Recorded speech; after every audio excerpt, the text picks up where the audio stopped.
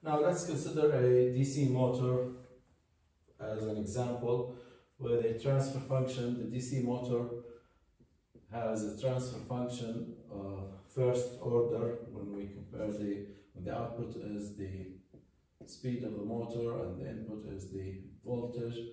Then we will have a first order system, and let me put it in a standard form, tau s plus 1. And let's use open loop and closed loop controllers to minimize or eliminate the steady state error for this motor. For example, in open loop, let me start by the system here, K1 and tau s plus 1, and I will have an open loop controller, simple gain, we call it K2,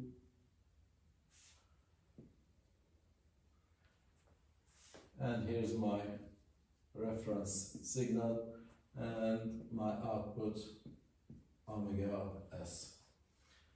Now, all together is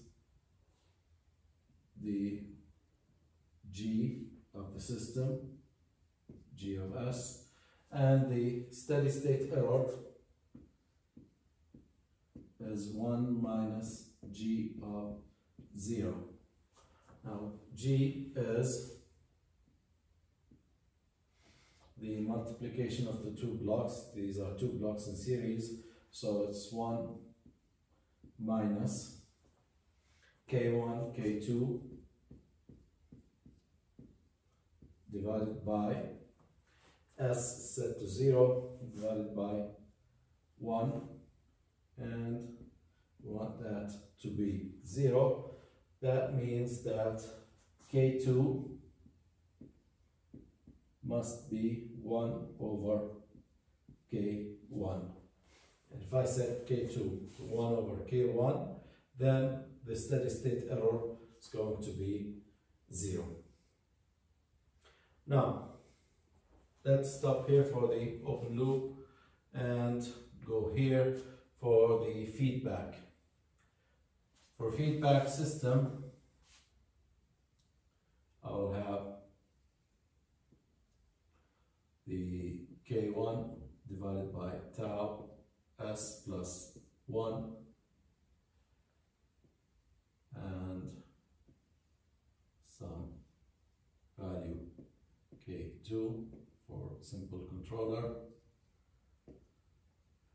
plus the reference and feedback. Again, G is the transfer function in the feed forward branch. This is G of s, and the steady state error equals 1 over 1 plus G of 0.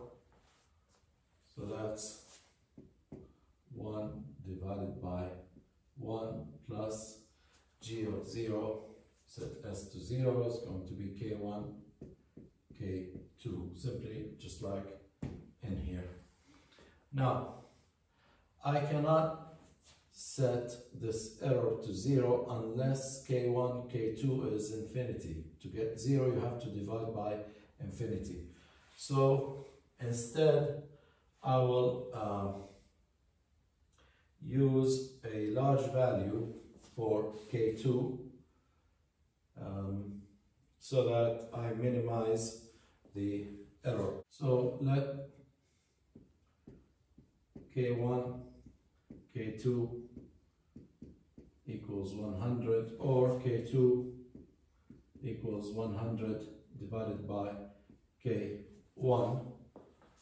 Okay, it's a design value that I selected, so that the steady state error becomes 1 over 1 plus 100, and that's approximately 0.01.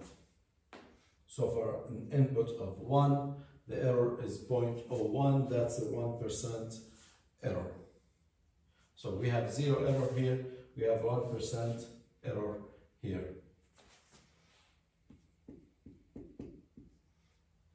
Here, 0%. Now it looks like the open loop has an advantage over the closed loop or the feedback system, but let's do something here. Let's say that the conditions have changed. The motor has changed for some reason, got old, voltage circuit got messed up, and the K1 value dropped 10% of its original value. Okay, so the new K1, and let me call it K1 star, is 0.9 of the original K1.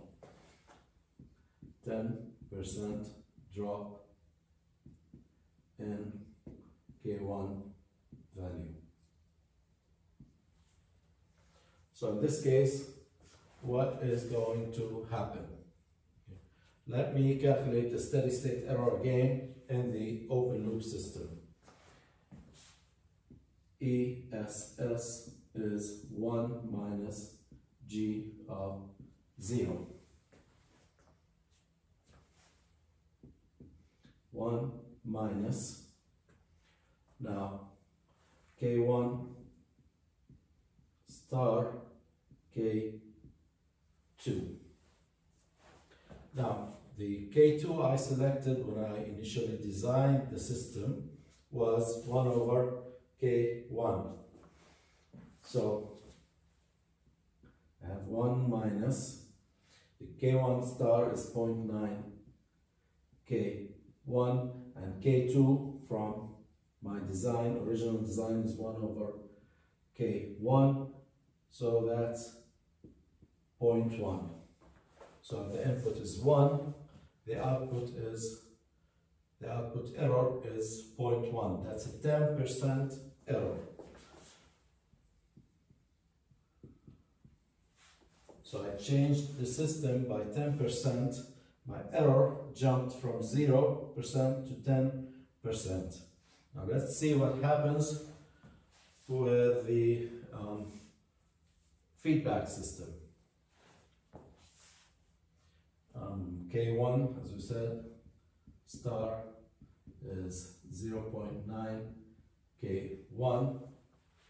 So the new steady state error is 1 over 1 plus G of 0. That is 1 divided by 1 plus K1, now star, K2. K1 star is 0.9 K1, and K2 in my original design is 100 divided by K1.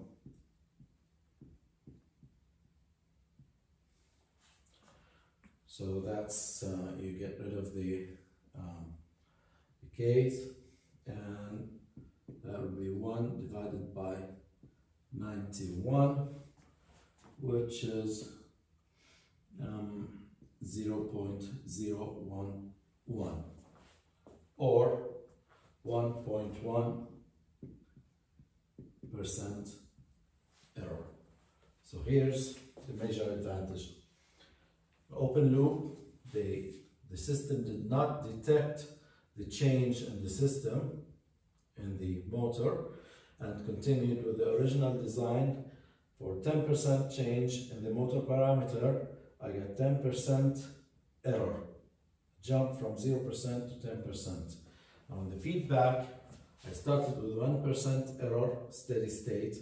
A 10% change in the system resulted in only 0.1% change in the steady state error of the feedback system. So here's the major advantage.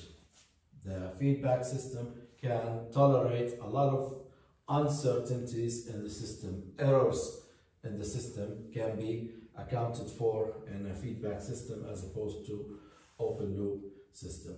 Now, is it always that we cannot set the steady state error to 0 in closed loop systems or feedback systems? No.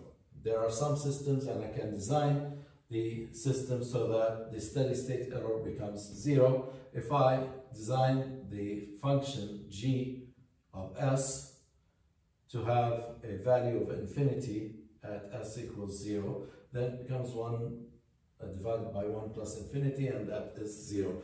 But that's by design. For example, here, if my controller was k2 over s, then I would have had an s in the denominator of g, and so g would have been k1, k2 divided by s tau s plus 1, and then now in this case g of 0, if you substitute 0, you'll be dividing by 0, and g of 0 is going to be infinity, and if you plug that in here, you will have a steady state error of 0. So you can design your controller in the feedback system to have a steady state error of 0, but any change in the system will result in a very minor change in the steady state error.